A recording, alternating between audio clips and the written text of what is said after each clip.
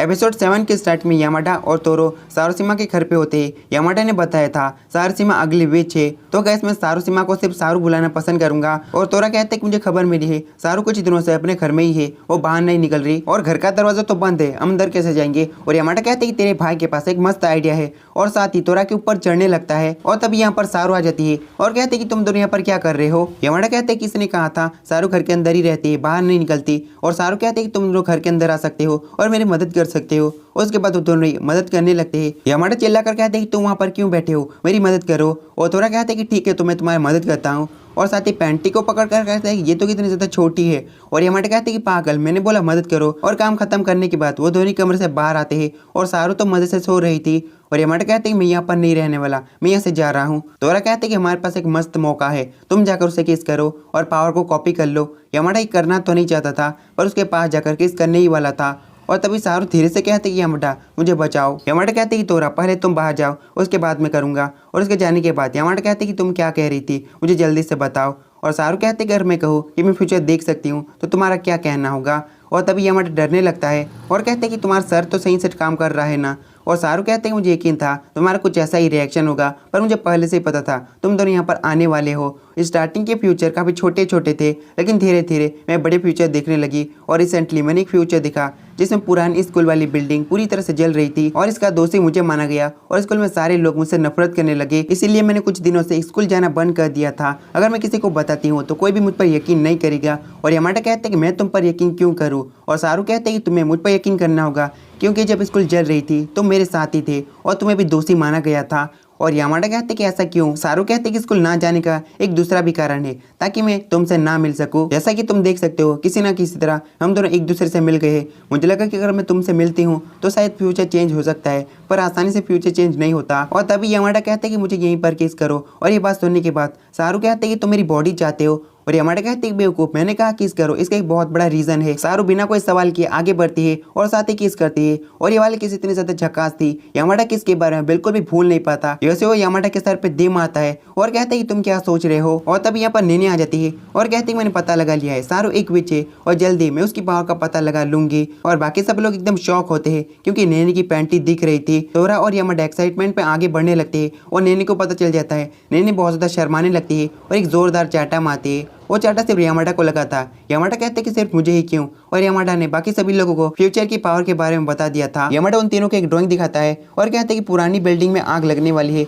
Urara कहते कि जब तुमने तोरा को किस किया था तब तुमने क्या दिखा था। और यामाडा कहते कि मैं अभी और उरारा मेरी बॉडी की तरफ दिख रहे थे और मेरे गाल पे एक लाल धब्बा था। और मैंने एक दूसरा फ्यूचर भी देखा था जिसमें पुरानी बिल्डिंग स्कूल जल रही थी और सारू और मैं वहाँ पर थे। उरारा कहती क्या तुम बता सकते हो क्या वहाँ पर तोरा था। और यामाडा कहते कि मैंने अच्छे से देखा था, तोरा वहाँ पर नहीं था। उरारा कहती कि नहीं, तोरा वहीं पर था, असल में तुमने तोरा के पॉइंट ऑफ व्यू से दिखा था, यानी कि तोरा के नजरों से दिखा था। यामाडा जाते हुए कहते कि मैं एक जगह पर जा रहा हूँ, चलो बाद में मिलते हैं। यामाडा सीधे सारू के पास जाता है और कहते कि तुमने किसी और को किस किया है। और सारू शर्माने लगती है और कहते किया तो है, वो मेरा एक मेल फ्रेंड है पर हमारा रिश्ता ज्यादा बड़ा नहीं है। यामाडा कहते कि ठीक है उसका पता बताओ। और सारू उसका पता बता देती है। और यामाडा नेक्स्ट सीन में वो जगह पर पहुंच जाता है जहाँ पर वो बंदा है। उस बंदे का नाम केंतारो सुबाकी था। यामाडा एक बंदे के पास जाता है और कहते क्या तुम्हारा नाम सुबाकी है, पर वो बंदा यामाडा पर बिल्कुल भी ध्यान नहीं देता। यामाडा उसका कॉलर पकड़ लेता है और कहते कि मैंने पूछा क्या तुम सुबाकी हो। और सुबाकी कहते कि यामाडा क्लास बी से, मुझे भी तुमसे कुछ काम है। उसके बाद सुबाकी कहते कि मैं उरारा से प्यार करता हूँ, उरारा हमेशा तुम्हारे साथ रहती है,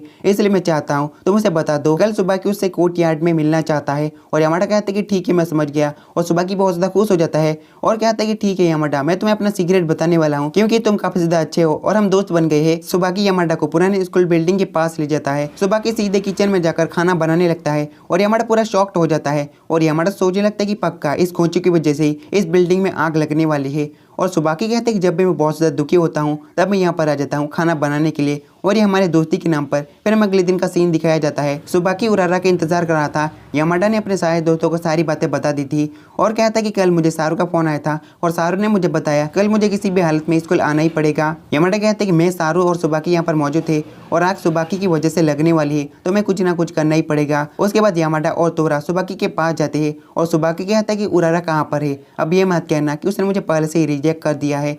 और यामाडा कहते कि मुझे यहाँ पर किस करो। सुबाकी कहते कि अच्छा मैं समझ गया, उरारा ने पहले ही मुझे रिजेक्ट कर दिया है और तुम मुझे ऐसे जोक सुनाकर हंसाना चाहते हो। लेकिन यामाडा चिल्लाकर कहता है कि मैं सीरियस हूँ और तोरा कहता है कि मैं चाहता हूँ तुम यामाडा की फीलिंग का जवाब दो। और यामाडा कहते हैं कि तुम गलत तरीके से मत बताओ। और सुबाकी कहते हैं कि मैं समझ गया तुम एक गे हो, पर माफ करना मैं तुम्हें किस नहीं कर सकता क्योंकि मैं सिर्फ उरारा को पसंद करता हूँ। तोरा कहते हैं कि उसने तुम्हें रिजेक्ट कर दिया है यामाडा, दुखी मत होना। यामाडा कहते हैं कि गोचू ऐसी बात मत कर, लगता है कि अब जबरदस्ती करनी पड़ेगी। तोरा सुबाकी को पकड़ लेता है और यामाडा कहते हैं कि सुबाकी मुझे माफ करना, पर इसका एक बहुत बड़ा रीजन है और साथ ही किस करने ही वाला होता है। लेकिन सुबाकी उन दोनों को पकड़कर फेंक डालता है और कहते हैं कि जबरदस्ती कर सकते हो तो कर लो। और नेक्स्ट सीन में तोरा और यामाडा की हालत खराब होती है। यामाडा कहते हैं कि मुझे नहीं पता था सुबाकी इतना ज्यादा स्ट्रॉन्ग है। सारू कहती है कि मुझे पता था तुम दोनों की कुटाई होने वाली है क्योंकि मैंने मियाबी को किस करके फ्यूचर को देख लिया था और तुमने मुझे बताया नहीं। तुम्हारे पास इतने सारे अच्छे दोस्त थे और इन सारे दोस्तों ने मुझे सारी बातें बता दी है, जबकि तुम बॉडी को स्विच नहीं कर पाए। अब हमें आगे क्या करना है? और तोरा कहते हैं कि मेरे पास एक मस्त आइडिया है। उसके बाद यामाडा उरारा की बॉडी में